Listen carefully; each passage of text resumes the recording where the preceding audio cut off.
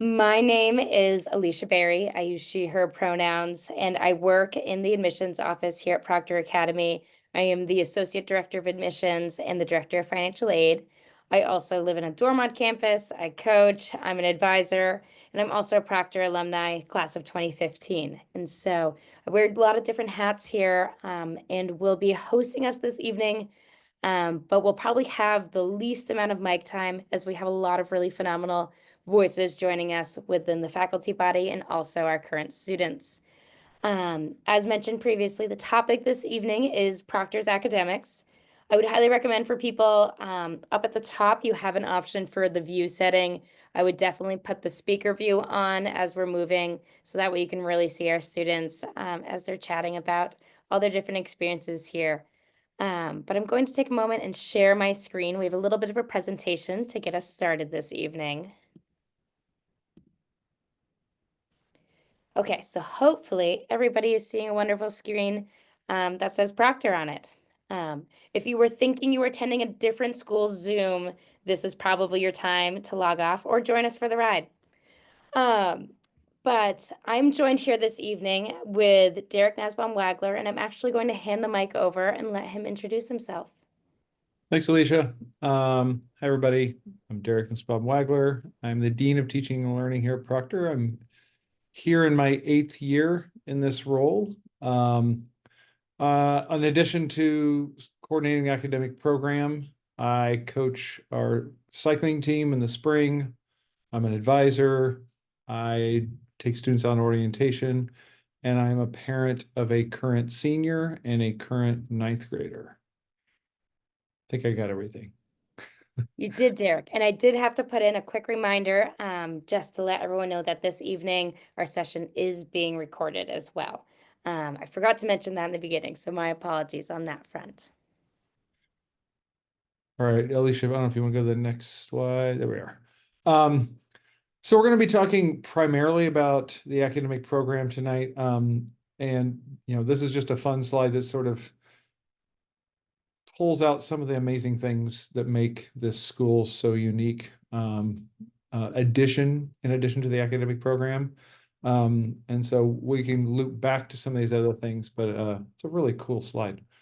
We do a lot here. We have a lot of land. We do a lot of things. We go ski, we mountain bike, we create amazing art, and we have amazing learning opportunities.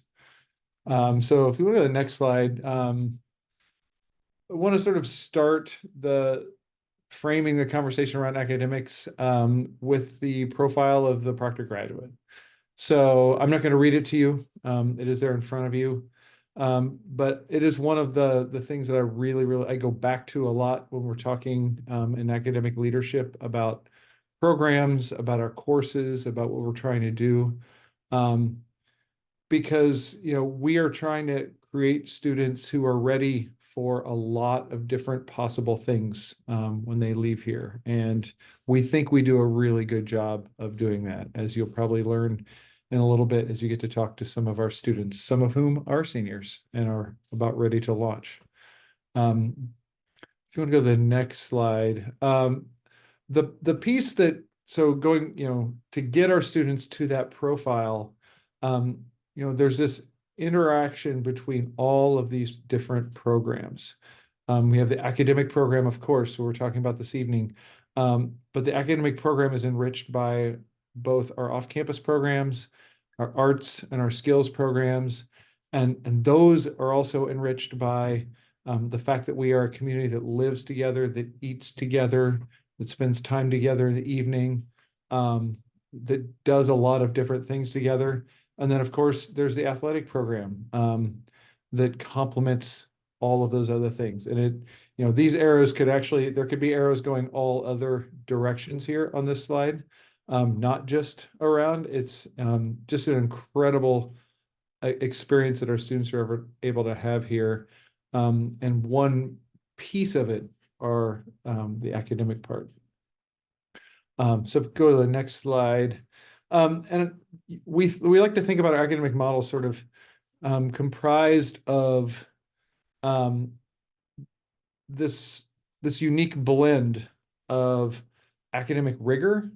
So please, as you're thinking about questions to ask our panelists, ask them about the hard classes that they're taking, not just the favorite classes that they're taking. And sometimes, crazy enough, the hard class that they're taking might also be a favorite class that they're taking.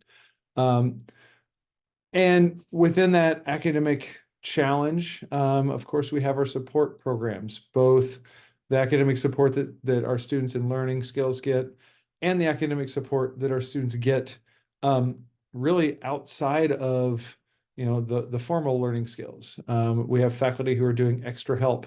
There are extra help sessions happening probably, maybe not tonight. We don't have classes tomorrow. But most nights right now, there's an academic, there's extra help happening somewhere on campus. Students are meeting with their teachers to go over curriculum, to go over questions that they have. Regardless of whether a student is enrolled in academic support, they benefit from a school that thinks about how students learn. We are continuing thinking about not just how am I going to teach my students physics, but how many different ways can I have students interact with the material and have them think about the way that they can take that learning and apply it. And then of course there's in addition to this like rigorous and supportive academic model, we have these amazing choices. That first slide, or the slide that you saw a little bit ago, 139 courses. And that's like generally speaking, sometimes more than 139 courses. For a school of our size, we offer a lot of choice. And one of the things that I love to see as we begin to look at transcripts for our seniors that graduate is I cannot find two transcripts that are identical. There aren't two transcripts in our senior class that look the same. They're all different. And I think that's a really, really powerful, powerful thing. And of course, as you see in front of you, we have high-level AP courses, we have honors courses, we have what we call college level courses. So we offer courses that are AP and above, but don't fall under the College Board's definition of an AP course. It's not a course that the College Board offers. Something like a class called Culture and Conflict, or college physics with calculus, or human geography classes where students are doing deep thinking and work together. And of course, our student to teacher ratio is incredibly low and allows for that individualized support, individualized learning, and it allows us as teachers to get to know our students, to watch them grow. We are just in the middle, finishing our midterm of our first term here, and I think a lot of our students that are new here are starting to realize that it's hard to hide because of how well we know them. In terms of core classes, if you look in front of you there, kind of see the general path that students will take. In ninth grade, students take biology. 10th grade, they take a chemistry class. There are honors or regular versions of that. They take a math, they take a history. Is a pretty standard curriculum in terms of the 5 core elective courses. Since we have a 7-block schedule, you have those 5 courses, and then there's still time in your schedule for an elective and or a learning skills. And so it doesn't, taking learning skills or being in the learning skills program doesn't get in the way of your ability to take a lot of different courses. Go to the next. And then one of the things that I'm really proud of that the school does and our students do are these academic concentrations. Last night, we had the opportunity to talk to some of our students in this program. We had what we called a think tank, where they were able to talk with us about some of the work they're doing. And we have at least one student on our panel who's doing an academic concentration. I'll let her identify herself if she decides to do that.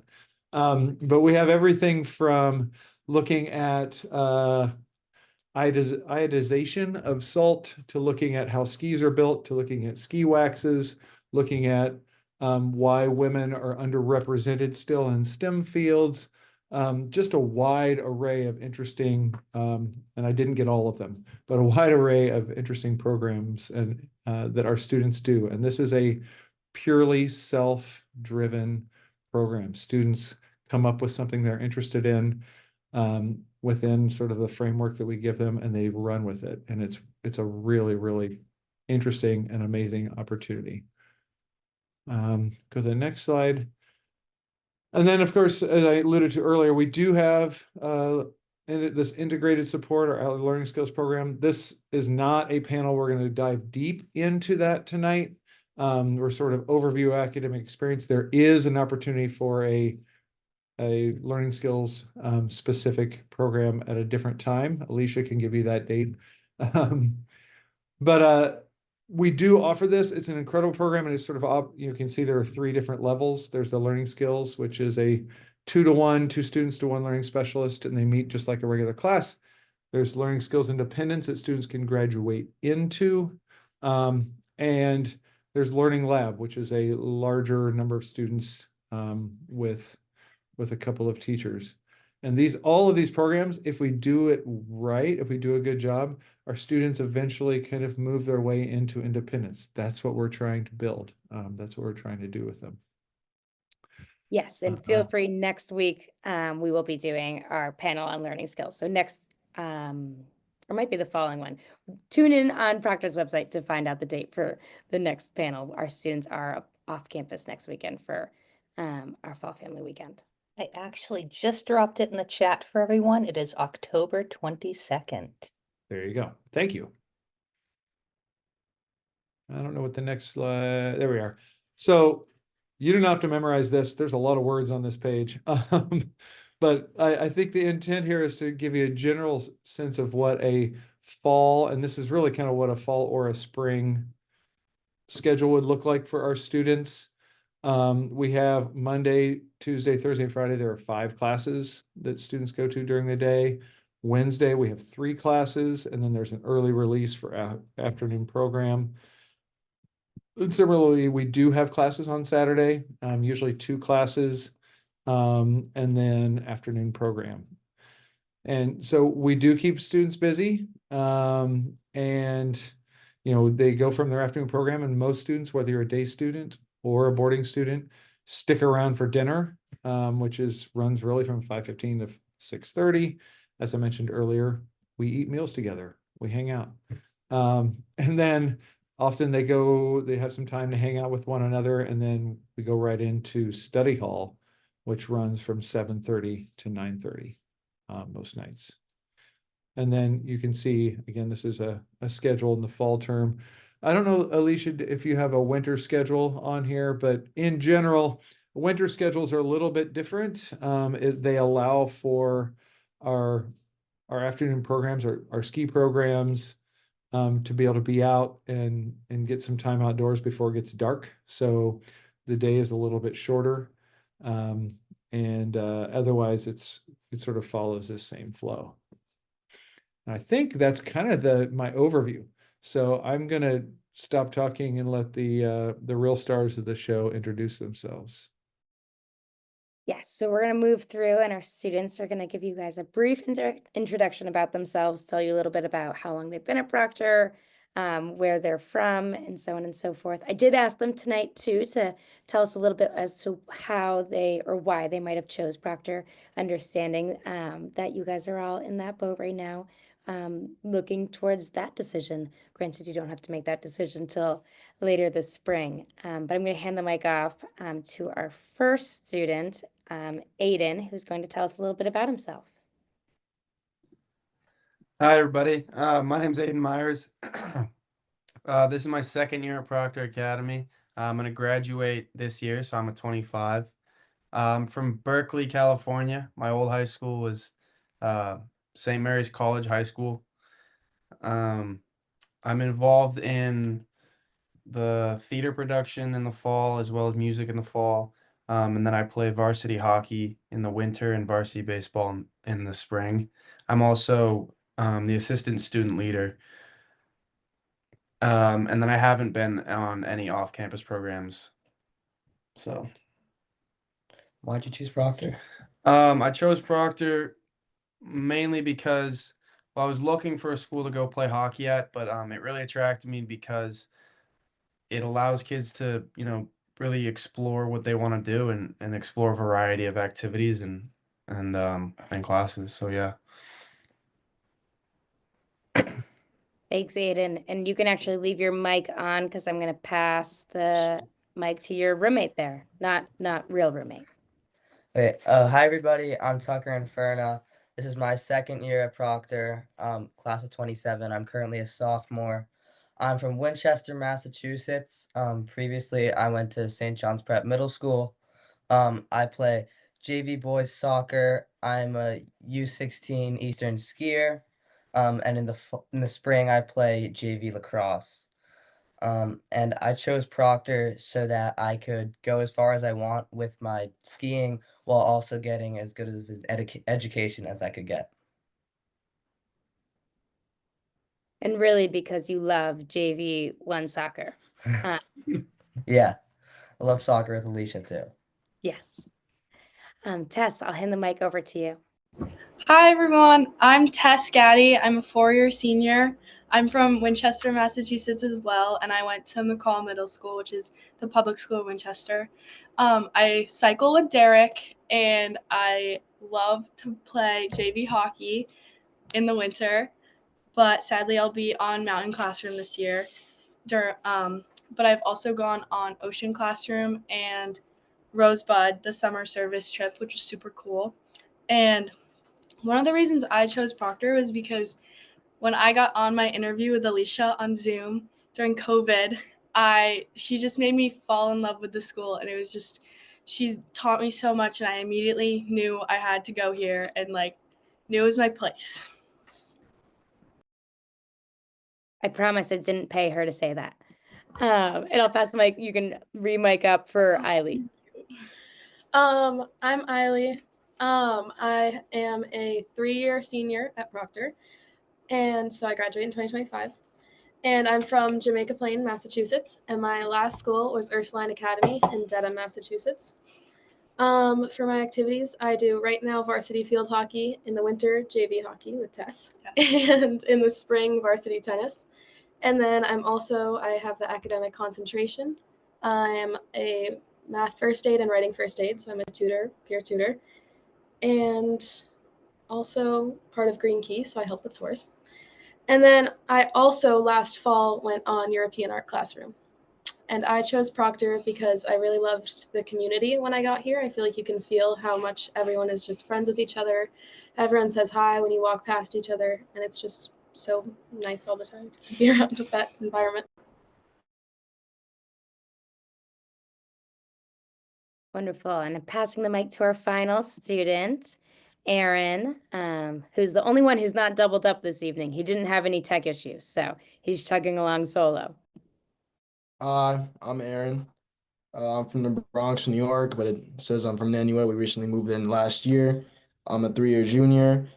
I play varsity football and varsity baseball. I also perform in the arts in the winter, but I won't be doing that this year because I'll be going to Segovia in Spain, which is in Spain.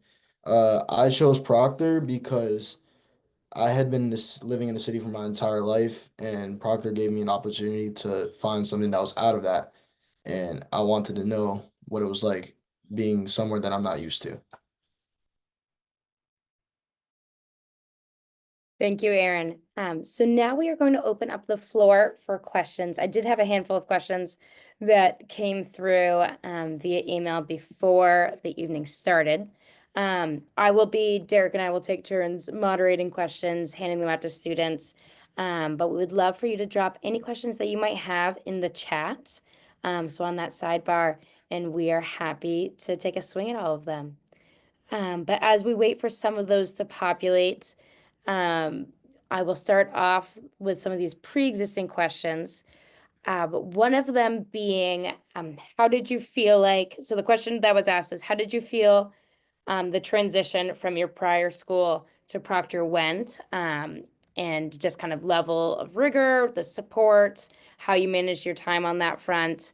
So really talking about that academic transition from wherever you were to Proctor and how you feel as though it went for you. Aiden, just because you're one of our newest students on here, I might drop that right on you, spring that question on you to start.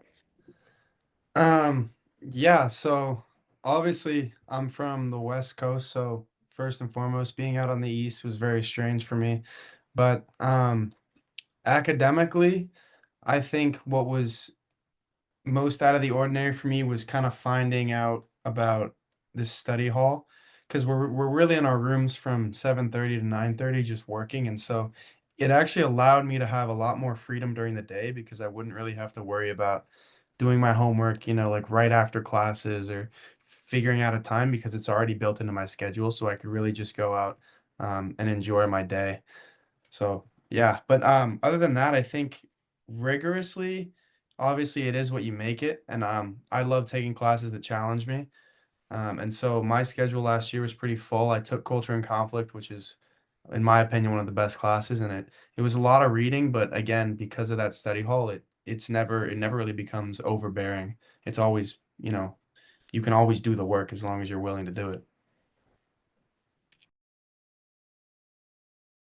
Tucker, I might hand that over to you too, as you were the other brand new student to campus last year. So you also have that pretty fresh in your brain, how that transition went. Yeah, so another thing about the academics at Proctor, there's so many rigorous classes you can take, but then also the culture around academics is just so much different from what it was before. Like previously, you'd almost be like almost like shunned upon to like ask questions, but like even in like some of my more advanced classes, like honors pre-calculus, you shouldn't be afraid to ask questions here, and the teachers are always ready to help you and want you to ask questions and want to help you learn. So yeah, culture. Perfect. And when you say previously, Tucker, you mean at your last school, not last year in classes, Yeah, right? yeah, my old school. Wonderful. So thank you guys for that. I put you guys on the spot as our two newest to Proctor students. It might actually be really nice too for you guys as our student voices to maybe take a moment and share what classes you are currently taking. And I can pass the mic for Tess and Eiley to start, but we'll go around the rim and tell us what is your fall schedule right now? What are some of these courses that you're in? So right now I'm in AP Literature and Composition, AP Biology, AP Calculus, Woodworking, AP Government, and a study. I'm in AP Environmental Science, Art History, Neuroscience, Art of Expression, Advanced Math Finance, and I'm also in Learning Skills. Thanks, guys. And Aaron, what classes are you in this fall? I am in advanced math, architecture design, physics. I'm trying to think. Politics of power, metal sculpture, and I think Spanish 4. I was going to say, I felt like there was maybe a Spanish class in there if you're going to Spain this winter. Aiden and Tucker, do you want to tell us what classes you're currently enrolled in as well? Yeah, so right now I'm taking AP Government, AP Literature and Composition. I'm taking a second English, which is Athletes and Literature. Then I'm taking Calculus and Neuroscience and 2 free blocks. And then I'm currently taking Mandarin 4, honors chemistry, honors US history, honors pre-calculus. And then I'm also taking applied music skills, which I'm learning the guitar in, and I also have a free block.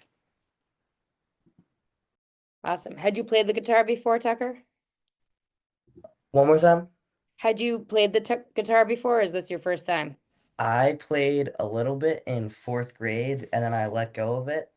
And then I didn't get the art I wanted to take, but I've found the music class and I've learned to love it again.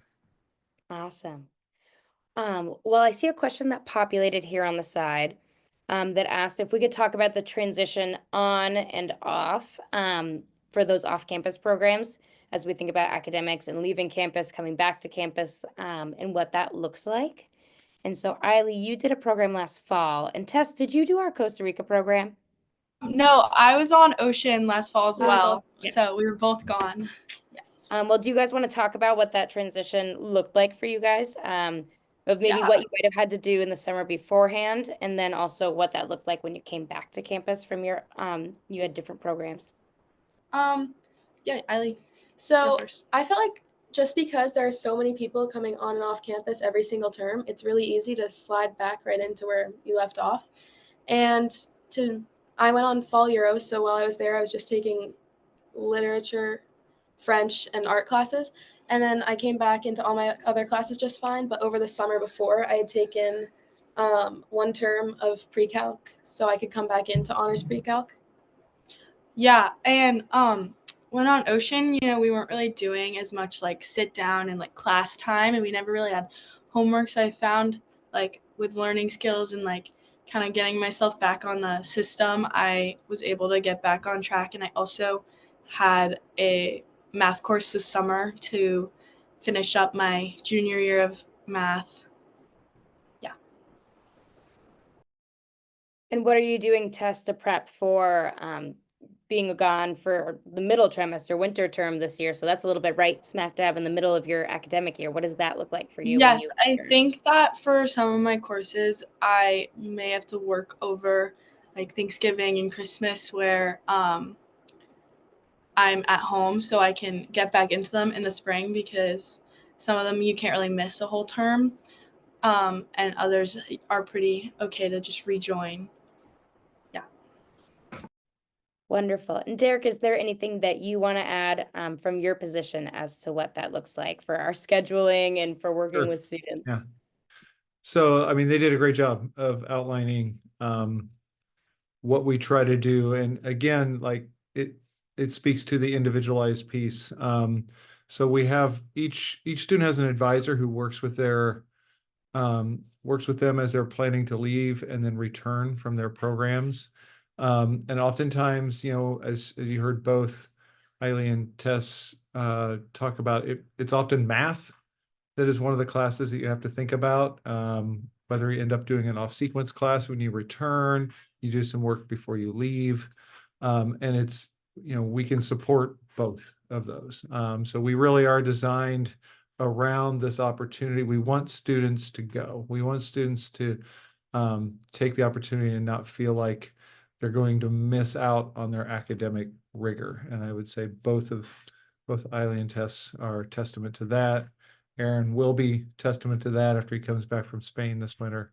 And the one thing that I forgot to mention earlier as they were talking, and it's sort of already a theme in what almost all of our panelists have talked about, is that idea of expanding identity that we often talk about is a major strength of what Proctor does. So students come sort of thinking of themselves as one thing, maybe two things.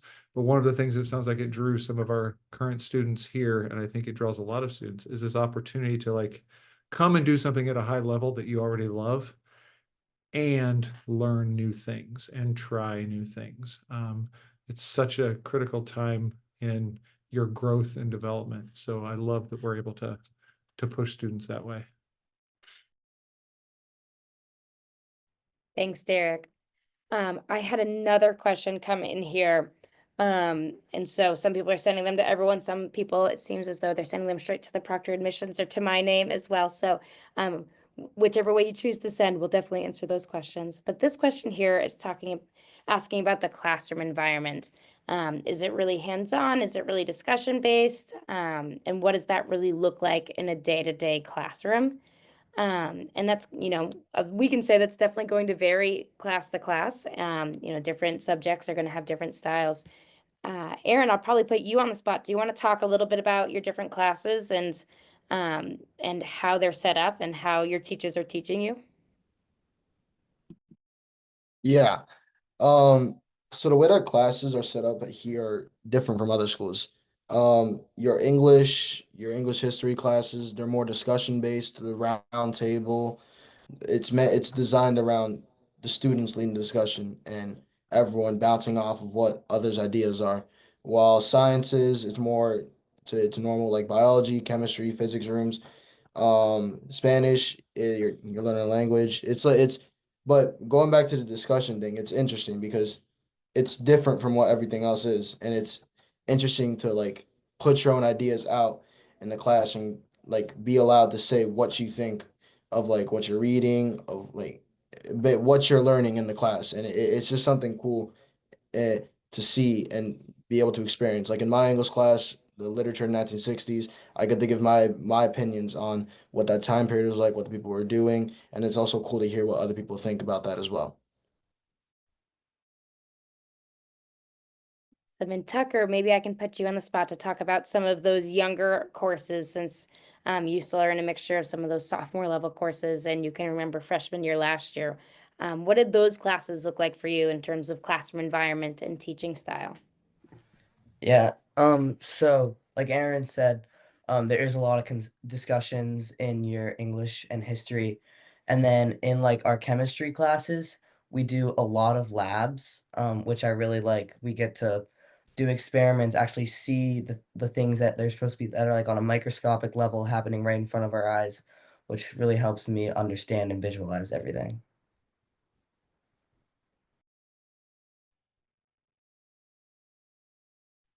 I'm struggling with my mic here. And Aiden, I'm going to put you on the spot too. Again, recent transfer. You came in and reclassed, am I correct? Yeah, So I did. so you experienced a junior year at a different school and then also a junior year at Proctor. What did that look like? Yeah, so I think at my old school and all the schools that I've gone to before, a lot of it is lecture based and taking notes and all that. And I found that I didn't really like it because it felt to me like I was just regurgitating information. When I came in here and I took um, mainly culture and conflict, but also some classes this year, like even neuroscience, it's it's all about really finding ways to get kids to understand it the way they can, instead of trying to force them to understand it one way or two ways or whatever. And I find it a lot more helpful because, not all kids are going to learn from taking notes. I know that I don't. I really learn from talking through it, and being able to do that, especially in math or science classes, is a great benefit. Awesome, thank you. And Eiley and Tess, do you guys want to chime in? Is there any classes that you're feeling like right now? There's anything that you're doing that comes to mind? Yeah, in apes today, I went outside and we are starting our pond study, which is like all of next week after family weekend. We're having class outside and learning more about the pond, which is super exciting. And in freshman bio and sophomore chem, we did a lot of hands-on stuff, like labs every day, dissections. We went to the bog. Also, I agree with that. We did, in all of the science classes I've taken, we've done a lot of labs, which I think are very helpful to understand what we're learning. And also, obviously, off campus is a really great way to be experiential learning. I was in France, so I was definitely learning a lot of French just by being in the country. And also, I think each class has a very interesting way of teaching that's very class specific. And it's definitely with the goal of the student fully understanding what's being taught. Like right now in AP Calc, we're learning things in a way I've never done it before, where you take one test and then you do a lot of corrections on them and then you kind of retake it. It's just so by the time the AP test comes around, we fully understand how to do everything, and it's not just us trying really hard to know it for this period of time, so we'll forget it by later.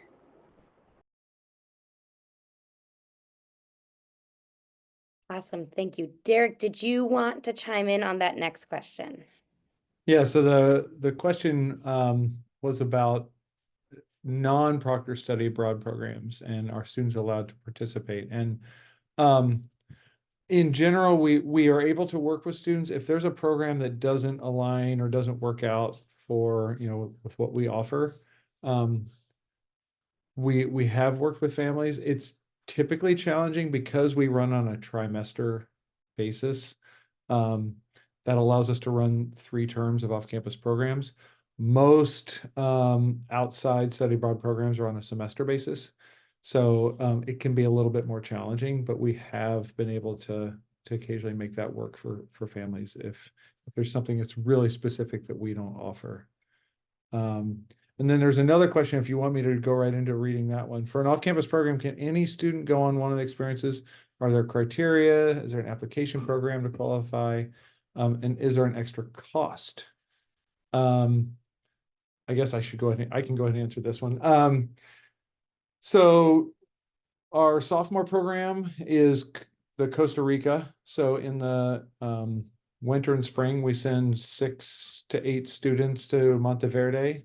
And so those students, the current freshmen will be applying to that program sometime in the latter half of the school year. All the rest of our programs, so Ocean Classroom, Mountain Classroom, Segovia, and European Art Classroom are all junior senior programs, and all students can apply. Some of these programs are quite competitive to get into. Preference is usually given to seniors and then to juniors. And then we really try to balance and make, put together groups of students who we know are going to sort of gel together. And it's going to be a positive experience for all. And the last piece, is there an extra cost? If a student is a boarding student, there is no extra cost. It is really piece of that tuition. If a student is a day student, there is an added cost, and basically what they are doing is for that term, they are paying the difference between boarding tuition and day tuition. I think that's all the questions so far. Perfect. Thank you, Derek. I have a question here, real briefly. I would love to just get a show of hands of who came from public school to Proctor. And then the rest of you guys are in private. Okay, Tess. Well, yeah, I came from public school too when I came to Proctor. I think this question, so this talks a little bit about, again, finding how did that transition go? And from an admission standpoint, I'll acknowledge that we have kids coming from all backgrounds, and it's pretty 50-50 split of public and private schools that students are coming from. This panel probably doesn't represent that very well, but Tess, you're crushing it. And so the question that was asked to me is, like, did that feel to be a difficult adjustment going from public school to private school, to boarding school? And I think on that piece, maybe this is a great opportunity for students, if you guys want to talk about, especially in those younger year classes, what some of those support structures or kind of layers were put in that transition. So Tess, maybe if you want to talk a little bit about, what did that first paper look like freshman year and things like that? Well, I don't think my first paper was very pretty, but I found that it was like a crazy difference between my teachers at my public school and the teachers I had here. And I found that I was really enjoying the classes I was taking because of them.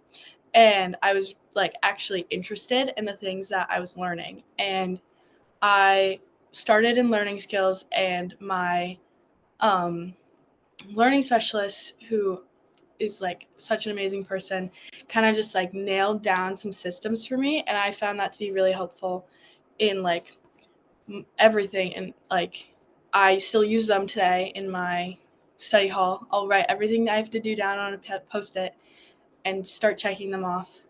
But I found that it wasn't too much of a difficult transition for me, but it was an enjoyable transition because I was actually excited about the classes I was taking. Awesome. And Eiley, just because you mentioned earlier working within kind of that peer tutoring program, do you want to talk a little bit about the supports? I know Tess mentioned learning skills, and that's an additional program, but do you want to talk about what extra help sessions look like in all of our first aid programs, what those look like at Proctor, which are available to all students? Yes. So I'll start with extra help because every single teacher has it. And at my last school, it was really like if you're struggling with a concept and you like really just can't get it, maybe go to extra help. But here, I was actually really shocked when I got here, and it was like, no, even if you're not struggling and you just want to, or if you're barely struggling, or if you just want to help like with your editing your essay or whatever, go to the extra help. It'll be good. The teachers you can get to know better, and it kind of really helps you with the whole process of the class. And since we also are living on campus or day students who still stay late, there's a lot of extra help hours during the day. And then there's also peer tutoring. which I have been a peer tutor for all three of the programs, science, writing, and math first aid. So they normally run almost every block for writing first aid. So anybody can go, anybody who needs help, like brainstorming for a paper, editing a paper, any step along the way will help. And math, I think, is also very helpful to have peer tutors because there are two different like math programs that kind of run the math 1 through math 2, math 3 class, and then pre-calc or algebra, geometry, pre-calc. And I think with peer tutors, it just really helps because you can get like every single thing in your class down from like a student's perspective, if that makes sense. Definitely. From a show of hands, who here has been to an extra help session? Yeah, very, very normalized, and a pretty social thing to go to as well. You're there with your friends, you're working on homework together. I feel like there's a lot of baked goods that populate at extra help sessions. We're bribing kids to come now. But I think that's a great note to put in on that front. Next question that came in to me, and this is always a fan favorite. So, and maybe we compare this with what Derek chatted about earlier. So this question is, what's one of your favorite classes you've taken at Proctor? And maybe we answer that in kind of twofold. What's your favorite class? And what do you think's been one of your most challenging classes that you've taken? And again, maybe that's the same answer. But I will start. I just keep kind of picking randomly. So we'll do Aiden, Tucker, Aaron, Tess, Eiley. How about that? Yeah, so I think my favorite class that I've taken here so far was definitely culture and conflict. Um, for those of you that don't know about it, it is basically a class that studies conflicts between cultures and history. And it's everything from, Native American history to caste systems in modern day to, rights for people who have like disabled people. And so it's a very broad class, but it was definitely one of my favorites just because I love debating and I love arguing points. And there's so many opportunities for conversations in that class and difference of opinions. And I think that the two teachers, Mel and Ellie, did such a wonderful job of allowing kids to voice, differing opinions without shutting them down. And we really got to talk about our beliefs. And opposing beliefs, and we tried to figure it out. And I think one of the hardest classes that I've also taken was also culture and conflict. I know it's one of the classes that's mostly juniors and seniors. I think it's all juniors and seniors. And it's two classes essentially. It's an English block and it's a history block. And so they assign two books at the same time. They'll have you read two books at the same time. And so that reading was often hard to do, but it was always so worth it because when you came into class and you knew what you were talking about, it made the discussion so much better. And it really, like Tucker was kind of talking about earlier, the culture in that class was like, it's cool to do the reading. It's cool to be on top of your work. And that's something that I really appreciated. For me, while I haven't yet had the opportunity to take these more interesting classes and more advanced classes, like some of the older kids, but so far my favorite class was just my ninth grade English class, because of how much I learned to have a good productive conversation with everybody, and I learned how to like build off of other people's ideas and how to share my own ideas in ways that can help other people. Um, and then my hardest class currently is probably my Chinese Mandarin 4 class. Yeah, it's challenging. Okay, my turn. Um, my favorite class that I'm taking is probably a class I'm taking right now called Politics of Power.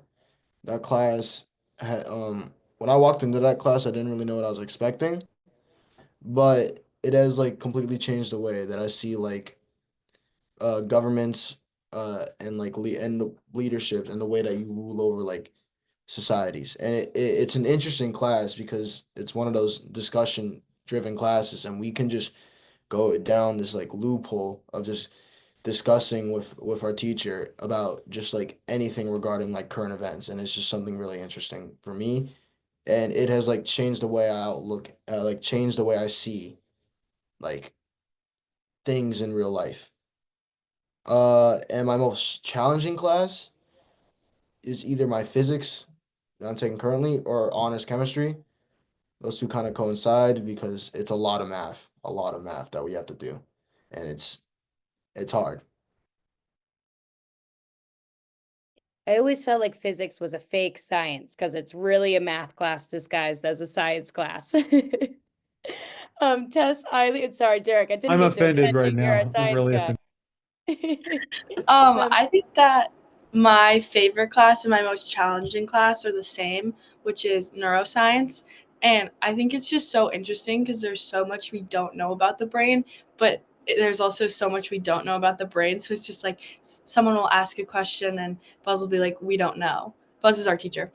And it's just such a good environment to learn in because like there's so many kids in that class that are so interested in that topic, and everyone's asking questions and everyone's like so focused in this class. And I think that we all want to be there, and it's just a really interesting topic to me personally.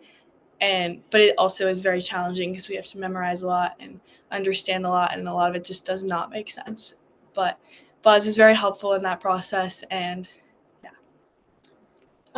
I think my favorite class, and also one of the harder ones, is right now AP Bio. I think it's really interesting what we're learning, and I'm liking the labs. And also for my favorites, I would say the arts. Like I've done studio art, ceramics, and right now my all-time favorite is woodworking. And just because I feel like not a lot of schools do offer studio art, but not many of the schools I've looked at have offered woodworking. And it's really cool to see my progress because I started with the box that everyone starts with, and now I'm making a table. And I'd say one of my hardest classes was either honors pre-calc or AP calc right now, but I like the class, so I'm still doing it. Wonderful. And one more question that came here, and I'm actually surprised that this question didn't pop up till this point in our panel. But for our older students, if you could talk a little bit about college counseling at Proctor and how that's navigated, especially with our off-campus programs. So I guess we'll take this one. College counseling's great. I think you meet with them junior year. you early start junior your year. sophomore year with signing up for the PSAT and all of Yes. that. And you kind of meet your college counselor, and then your junior year you get more into it. And senior year now we're Yes. pretty close with our college counselors. Yeah, junior year we had junior seminar, which is like mine was on Thursday nights because I didn't have a free block, and on Thursday nights a group of students would go into the library and we'd sit down, and all three college counselors would walk us through what we were doing that day, if it was signing up for the ACT or Setting up Common App. putting our ambiance. information into the Common App. Like it was very helpful, and it was good to do it like in a group so you didn't feel as alone in the process. And I'd say they're really great about off campuses. We both missed a large part of like starting off college counseling when we weren't here our junior fall. But when I got back, it really felt like we hadn't missed anything. Yeah. And you also build a really strong bond with your college counselor. Like they want to get to know you and help you through this process, and they're not your enemy. And also, back to off campuses, they are really helpful because they want you to go balloons. They want you to go on these off campuses because colleges do like to see that because not a lot of schools offer it. So it's a unique opportunity and a unique thing to have on our resume. I know not a lot of people applying those colleges I'm applying to have lived in France or have been on a boat for a couple of months sailing around. Yeah. And yeah, I have something to say. college counseling is great. Yeah. It'll come back to you, Tess, whatever you have to say. Aiden, is there anything else that you want to chime in? You came in during junior year, new student, what that college counseling process has looked like for you. Yeah, so I've kind of started the college process twice. I started it my first junior year and then I started last year. And I can honestly say that the people here are so helpful. They really they're so proactive about getting you to start your stuff so that even if you're like someone who puts things off like I do, you really start getting stuff done. And I mean, especially with the college essay, also kind of relating to extra help that we were talking about, like I'm gonna go straight from this to one of my teacher's houses and go talk to her about what to do with my college essay. And there's so many resources available that it's like kind of hard to fall behind with it, really. Awesome. Thanks, Aiden. And so that just kind of reminds me too, it's 7:52. So we're towards the end of our evening. And in respect to time for our students, a question that probably lines up well kind of with our final question. College process. Yes, we're in that now. You guys are starting this search. The beauty is you've already done a school search. You've done a lot of reflection into what you like out of schools and what you want to get out of this. Thinking back to being in the shoes of, our families and our students that are on this call, prospective families that are on this call today, what's one piece of advice that maybe you would give a prospective student looking at Proctor, or in the boarding school process in general? One piece of advice that maybe was given to you or you wish had been given to you. I know that's kind of like a big mic drop question. But Tucker, I have this feeling you're ready. So I would say just be yourself and just go talk to people and have fun. You are if it's gonna be a boarding school, you are gonna be away from your parents a lot of time, but you have so many new people and so many new chances to meet new people from all around the world, all around America that have new stories.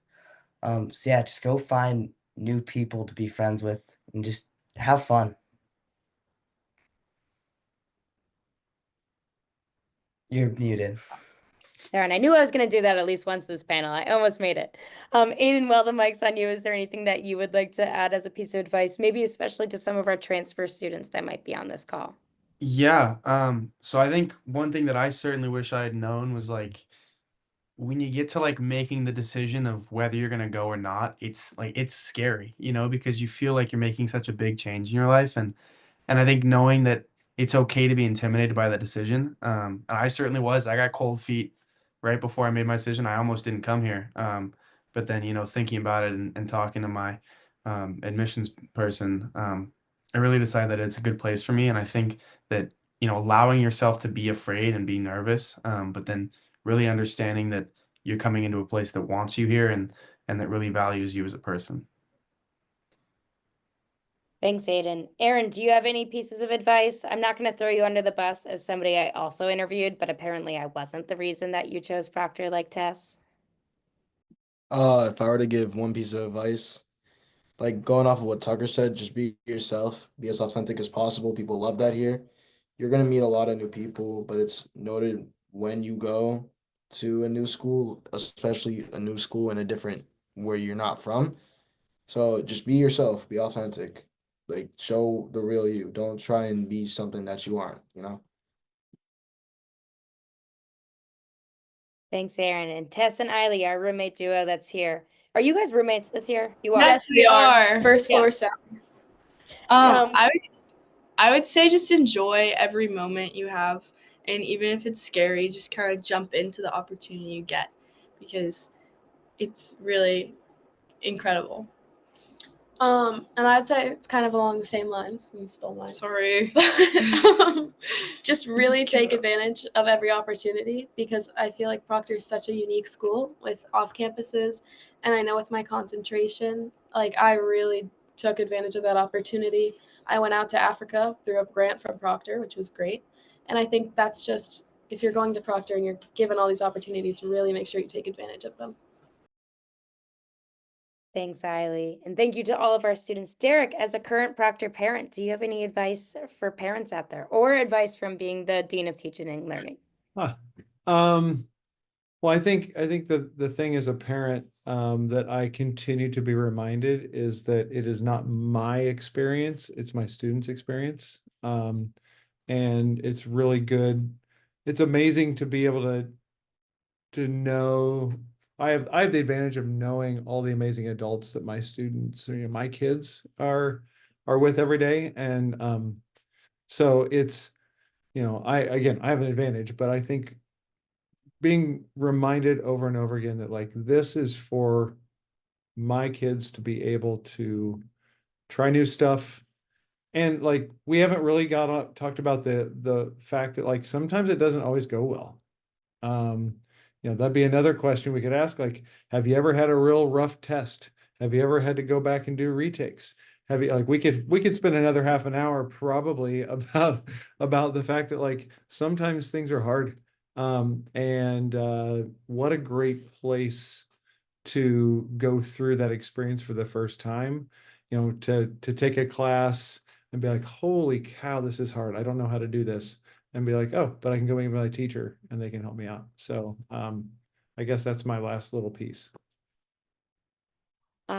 Awesome. So thank you, Derek, and thank you to all of our students. For any families, if you are having any follow-up questions after this, feel free to reach out to our admissions office. We are happy to connect with you or to connect you with students as you're going throughout this process and trying to find that perfect fit for you. I would definitely welcome you all to come back, join us for our future Zoom panels. And if you missed last week's panel, it will be on our website, and this one was recorded and will be available to you as well. But otherwise, I hope everyone has a fantastic rest of their week, and we hope to chat soon. Good night.